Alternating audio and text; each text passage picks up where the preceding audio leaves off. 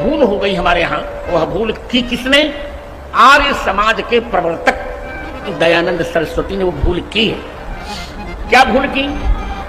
उन्होंने ये कह दिया कि रामायण और महाभारत, ये भागवत, ये सब कल्पित है, वेदों में इनका कोई प्रमाण नहीं है, ये उन्होंने कहा। किसी पर मिथ्या आरोप लगाना, किसी पर लांछन लगाना, ये महापाप है और आप पाप की तरफ बढ़ रहे हैं। धर्म गुरुओं का ये कर्तव्य नहीं है कि वो समाज को मिसगाइड करें। अगर आपको अपनी योग्यता का आप दंभ भरते हैं तो हम आपसे डिबेट के लिए भी तैयार हैं और आप दिखाएं कि आर्य समाज के प्रवर्तक महर्षि दयानंद जी महाराज ने रामायण महाभारत को कल्पित कहां माना है। आप वो कीचड़ उछाल रहे हो, वो गंदगी आपके ऊपर जाकर के गिरेगी। आर्य समाज तो हिंदू समाज की छावनी है। राम और कृष्ण हमारी दो आंखें हैं। अगर हम राम और कृष्ण को नहीं मानेंगे तो क्या मोहम्मद और ईसा मसीह को मानेंगे? ये बयान आपने जो दिया है, मैं इस बयान के पीछे की आपके षड्यंत्र को, राजनीति को नहीं समझ पा रहा हूं कि आपको कुछ बहुत बड़ा पुरस्कार दिया गया है पीछे से, या आपसे जानबूझ करके बयान दिलवाया गया है। लेकिन मैं आपके इस बयान की निंदा करता हूं। प्रसिद्ध कथावाचक रामभद्राचार्य जी द्वारा महर्षि दयानंद जी महाराज पर एक ओछी और मिथ्या टिप्पणी की गई। उन्होंने अपनी व्यासपीठ से बोला कि स्वामी दयानंद से बड़ी भूल हुई और स्वामी दयानंद ने रामायण और महाभारत को कल्पित कहा, और स्वामी दयानंद ने कहा कि वेदों में रामायण महाभारत का कहीं उल्लेख प्राप्त नहीं होता। मानभाव मैं आपसे पूछना चाहता हूं कि वेद प्राचीन है या रामायण काल प्राचीन है? पहली बात, रामायण काल तो भी लाखों वर्षों का है, लेकिन वेद तो अपौरुषेय है। वेद का ज्ञान तो जब परमपिता परमात्मा ने सृष्टि का सृजन किया उस समय वेद का ज्ञान दिया, तो भगवान राम की चर्चा वेद में कैसे हो सकती है? और आप केवल राम शब्द को देख करके वेद में इतिहास ढूंढने का प्रयास करेंगे, तब तो बहुत सारे ऐसे शब्द वेद में आ गए। उन परंपराओं को मानने वाले लोग भी अपने अपने महापुरुषों के बारे में वो धारणाएं रख करके काम कर सकते हैं। ईसावास्यमिदं सर्वम मंत्र को लेकर के ईसा मसीह को मानने वाले भी कहते हैं कि वेद में ईसा मसीह का वर्णन है। तक्षुर्देव हितम वेद का मंत्र है, उसमें अदीना श्याम शरदा सदम, आगे संधि होकर के मदीना श्याम शरदा सदम बनता है, वो कहते हैं वेद में मक्का मदीना का वर्णन है। कबीर जी को मानने वाले लोग कबीर मनीषी परिभू स्वयंभू, तो जब संधि हो जाती है तो कहते हैं वेद में कबीर जी का वर्णन है। तो वेद के साथ आप खींचातानी मत कीजिए। इस खींचातानी से बड़ा अनिष्ट हुआ है। आपके इन कपोल कल्पित अर्थों से ही तो वेद की इतनी निंदा समाज में हुई कि विदेशी लोग वेदों को जंगलियों की पुस्तक कहा करते थे। महर्षि दयानंद जी महाराज ने आकर के वेदों को गौरव प्रदान किया। दुनिया का सबसे साइंटिफिक लॉजिकल वेद भाष्य ऋषि दयानंद का माना जाता है।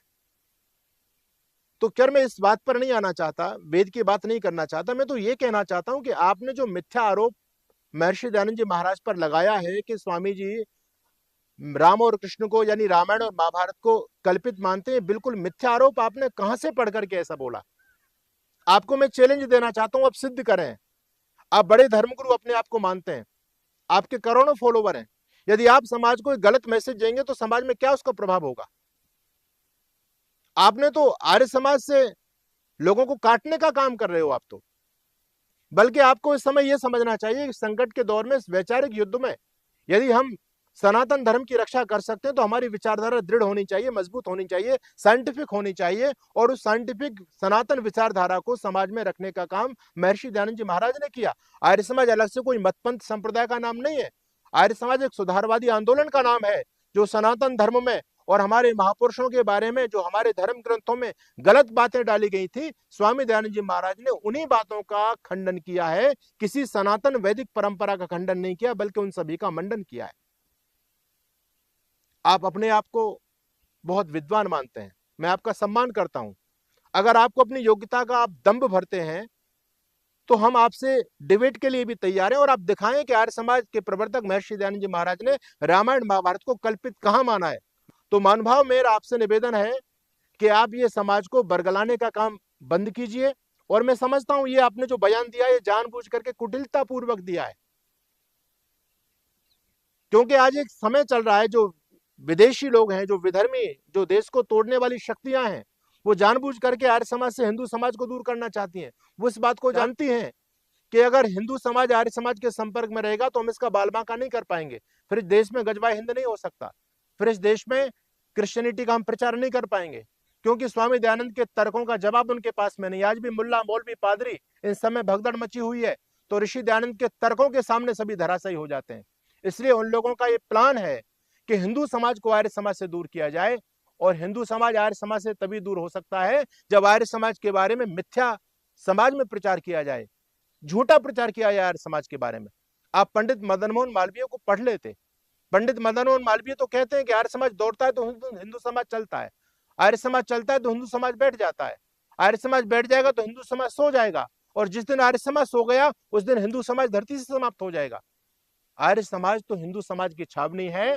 राम और कृष्ण हमारी दो आंखें हैं। अगर हम राम और कृष्ण को नहीं मानेंगे तो क्या मोहम्मद और ईसा मसीह को मानेंगे? ये बयान आपने जो दिया है, मैं इस बयान के पीछे की आपके षड्यंत्र को, राजनीति को नहीं समझ पा रहा हूं कि आपको कुछ बहुत बड़ा पुरस्कार दिया गया है पीछे से, या आपसे जानबूझ करके बयान दिलवाया गया है।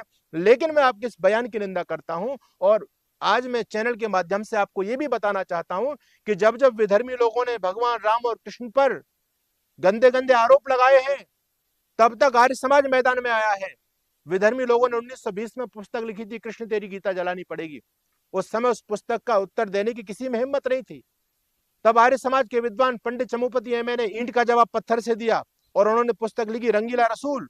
उस पुस्तक से हड़कंप मच गया, और आर्य समाज के बलिदानी प्रचारक महाशय राजपाल को इस पुस्तक के परिणाम स्वरूप अपना बलिदान देना पड़ा। आर्य समाज वो संगठन है कि जिसने अपना बलिदान देकर के अपने महापुरुषों के सम्मान की रक्षा की है। निजाम हैदराबाद ने जब मंदिरों पर ताले लगा दिए थे, हिंदू समाज को जब वहां सताया जा रहा था, उस समय आर्य समाज खड़ा हुआ, और देश का सबसे बड़ा सत्याग्रह हैदराबाद के अंदर आर्य समाज के लोगों ने जाकर के किया, और निजाम हैदराबाद को नाक रगड़नी पड़ी। मंदिरों में लगे घंटे घड़ियालों पर प्रतिबंध को उसको हटाना पड़ा। यह काम आर्य समाज ने किया है। मां भगवती सीता पर जब गंदी पुस्तक लिखी गई, सीता का छिनाला, उस पुस्तक का उत्तर आर्य समाज के लोगों ने दिया। आप आज आर्य समाज को रामकृष्ण से बांटना चाहते हैं, काटना चाहते हैं आप आर्य समाज को, और समाज में गलत मैसेज देना चाहते हैं। तो मेरा आपसे निवेदन है, आप विद्वान हैं, लेकिन वाणी के 4 पाप बताएं, उसमें से आप एक पाप कर रहे हो। वाचा अनृत पर सूचना असंबद्धानी, किसी पर मिथ्या आरोप लगाना, किसी पर लांछन लगाना, ये महापाप है, और आप पाप की तरफ बढ़ रहे हैं। धर्म गुरुओं का ये कर्तव्य नहीं है कि वो समाज को मिसगाइड करें। आप सत्य का उपदेश कीजिए, लोगों को धर्म से जोड़िए, वो काम कीजिए जो महर्षि दयानंद सरस्वती करके गए हैं। स्वामी दयानंद सरस्वती के बारे में आप जानते नहीं है कि वो कितने बड़े महापुरुष थे। इस देश के और सनातन की स्थिति को उन्होंने पलट करके रख दिया। स्वामी दयानंद से पहले विधर्मी हमारे धर्म ग्रंथों को लेकर के, हमारे महापुरुषों को लेकर के जब आक्षेप करते थे, तो आपके किसी भी धर्म गुरु में वो सामर्थ्य नहीं था जो उनको उत्तर दे पाते थे। रामधारी सिंह दिनकर ने लिखा है संस्कृति के 4 अध्याय में, स्वामी दयानंद से पहले हिंदू जाति फुसफुसिया थी, यानी विधर्मियों के सामने खड़ी नहीं हो पाती थी। आज ऋषि दयानंद के तर्कों के सामने मुल्ला, मौलवी, पादरी सब भाग जाते हैं। ये काम आर्य समाज का है। इस देश को आजाद कराने का काम ऋषि दयानंद ने किया। लाखों बलिदानी आर्य समाज ने देश को दिए। महर्षि दयानंद के सभी शिष्य थे। आप किसी भी क्रांतिकारी के जीवन इतिहास को उठा के देख सकते हैं, सभी महर्षि दयानंद से अनुप्राणित थे। अंधविश्वास, ढोंग, आडंबर, रूढ़ियां, वेद के नाम पर अनर्गल प्रचार, ये सबका खंडन ऋषि दयानंद जी महाराज ने किया, इस सनातन परंपरा की रक्षा की। तो मेरा आपसे निवेदन है कि आपको यदि विद्वान होने का दम्भ है, आप कहते हैं कि वेद के अंदर हर ऋचा से मैं राम कथा निकाल सकता हूं, तो निकाल करके दिखाइए ना। आपने जो ऋग्वेद का मंत्र प्रस्तुत किया, उसका महानुभाव जरा उसका परिचय भी तो दे दो। कौन से कांड के, कौन से अध्याय का कौन सा मंत्र है, या आपका अपना कपोल कल्पित मंत्र है वो? आप तो पाणिनि से भी आगे निकल गए। आपने तो पाणिनि जी को भी चैलेंज दे दिया कि अष्टाध्यायी के जो 14 प्रत्याहार सूत्र हैं उनमें राम कथा है। अरे निकाल के दिखाओ। अगर आप विद्वान हैं तो आप निकाल के दिखाओ। ऐसे तो कोई भी कह देता है। लोग हमने देखे मंचों पर कहते हैं अभी मेरे पास समय नहीं है, नहीं श्लोक की व्याख्या में मैं 7 दिन तक इसकी व्याख्या कर सकता हूं। अरे करो ना, तुम लोगों को क्यों पागल बना रहे हो? तुम इतने बड़े विद्वान हो तो अलग से कोई रामायण लिख करके दिखाओ। लिखो प्रत्याहार सूत्रों में कहां से रामायण आ गई। आप तो आप समाज को बरगलाने का काम मत कीजिए, मिसगाइड मत कीजिए। अब मैं जानता हूं कि आप पाखंड को बढ़ाने का काम कर रहे हैं। ऋषि दयानंद वो सुधारवादी आंदोलन के जनक हैं जिन्होंने सनातन परंपरा और देश की रक्षा की है। तो ये वैचारिक क्रांति का युग है। इस वैचारिक क्रांति में यदि हम सनातन धर्म की विजय पताका फहराना चाहते हैं दुनिया में, तो हमको ऋषि दयानंद के झंडे के नीचे जाना पड़ेगा। महानुभाव, आप उनमें कमियां ढूंढ रहे हैं। मैं अन्य भूलों की चर्चा नहीं करता, मैं तो एक भूल की चर्चा करता हूं। कौन सी भूल ऋषि दयानंद ने की? आप ऋषि दयानंद को समझ पाएंगे क्या ऋषि दयानंद क्या है। जिस ऋषि दयानंद के सामने नास्तिक मुल्ला मौलवी पादरी सभी निस्तेज हो गए, काशी नगरी को जिसने हिला के रख दिया, दुनिया में वेद धर्म का डंका जो बजाकर चले गए, आदि गुरु शंकराचार्य के बाद में जो शिथिलता सनातन धर्म में आई थी, उस शिथिलता को दूर करने का काम ऋषि दयानंद जी महाराज ने किया। आपने कितने विधर्मी लोगों को सनातन धर्म में दीक्षित कर दिया, आप मुझे बताइए। स्वामी दयानंद ने तो पहली शुद्धि की, इस देश की हर समस्या का समाधान ऋषि दयानंद लेकर के आए। तो उस महापुरुष पर कीचड़ उछालने का प्रयास मत कीजिए। आप वो कीचड़ उछाल रहे हो, वो गंदगी आपके ऊपर जा करके गिरेगी। हम आपका सम्मान करते हैं, बुजुर्ग हैं, आप अपनी मर्यादा में रहिए।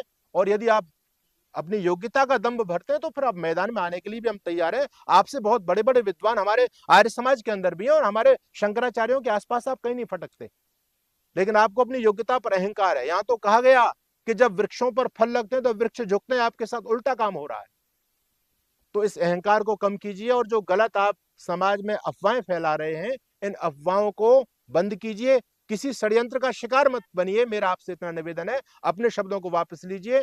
और मैं आर्य समाज के सभी पदाधिकारियों से कहना चाहता हूं कि आप सभी वैधानिक तरीके से पत्र निकालिए, जिस पर रामभद्राचार्य जी माफी मांगे कि मैंने जो बोला है गलत बोला है, आपने बहुत बड़ा पाप किया है कि आर्य समाज को रामकृष्ण से दूर करने का काम किया है और समाज में गलत मैसेज देने का काम किया है। हमारे जितने आर्य समाज के जो यूट्यूबर सोशल मीडिया पर काम करते हैं हमारे भाई बंधु, मैं उनसे भी कहना चाहता हूं कि जो जहर समाज में आर्य समाज के बारे में रामभद्राचार्य द्वारा घोला गया है या अन्य लोगों के द्वारा घोला जा रहा है, आप अपने सोशल मीडिया प्लेटफॉर्म पर आकर के इन्हीं सभी प्रश्नों का उत्तर दें। हालांकि एक बहुत बड़ा षड्यंत्र चल रहा है। आज गली गली में कुछ ऐसे छुटभैया जो हमको शास्त्रार्थ का चैलेंज देते फिर रहे हैं। अब हम इतना सामर्थ्य इनके साथ में कहां से लगाएं। अगर कोई प्रकांड विद्वान हो, जिसकी योग्यता हो, उसको जवाब दिया जाए। बहुत से लोग तो केवल अपनी प्रसिद्धि के लिए चैलेंज देते रहते हैं, लेकिन रामभद्राचार्य जी आप बड़े व्यक्ति हैं, आपके लाखों फॉलोवर हैं, आपका नाम है समाज में। यदि आप इस प्रकार से महर्षि दयानंद के बारे में गलत फहमी पैदा करेंगे तो हमको मैदान में आना पड़ेगा। आप अपने शब्दों को यथाशीघ्र वापस लीजिए।